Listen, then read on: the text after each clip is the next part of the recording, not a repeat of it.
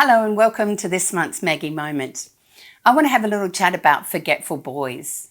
I bet if you're lucky enough to have one in your house, you will know exactly what I'm talking about. There are times that our boys can seriously go and clean their teeth, but when you finally get them to bed and you might check their breath, that they had a lot of fun in the bathroom, but they actually didn't quite get to clean their teeth. One of my lads came to me one day when he was nearly 9 and said, "Mum, where are the socks?" And I said to him, "Sweetheart, we've had the same sock drawer for 15 years. I'd probably look in there."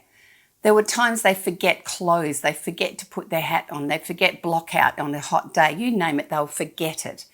Now, I'm going to bat for them and say that they have got some biological kind of wirings in the brain that says they're not quite as good at remembering significant things as the female gender. Obviously not all boys and obviously not all girls, but we do know that we have a tendency to remember much better, which is pretty lucky, really. But I am going to say, do not get annoyed with your son, because what we know is it's more selective memory than forgetfulness. So he will remember things that matter to him the most. Remember, he will remember things that are really important to him. And one of those is having fun and playing and doing spontaneously compulsive behaviours that you think are a little bit weird. That's a bigger priority than doing his teeth. That's a bigger priority than finding my shoes when I go into, you send me in the bedroom, find your shoes. They often don't come back. That's also about their single focus. They're wired for things that interest them and are going to help them feel good about themselves. So chores don't really feature very well on there, do they? Okay, so what can you do? I know lots of you just get to nag because at the end of the day, all the other things haven't worked. I'm going to give you a couple of quick tips. One, use non-verbal. So if you want your son to put his hat on, just keep tapping on the top of your head. He will get the idea. Secondly, make sure you're really not getting angry because you assume he should remember as well as you. So it is not intentional. So taking a breath, and what else can I do to remind him?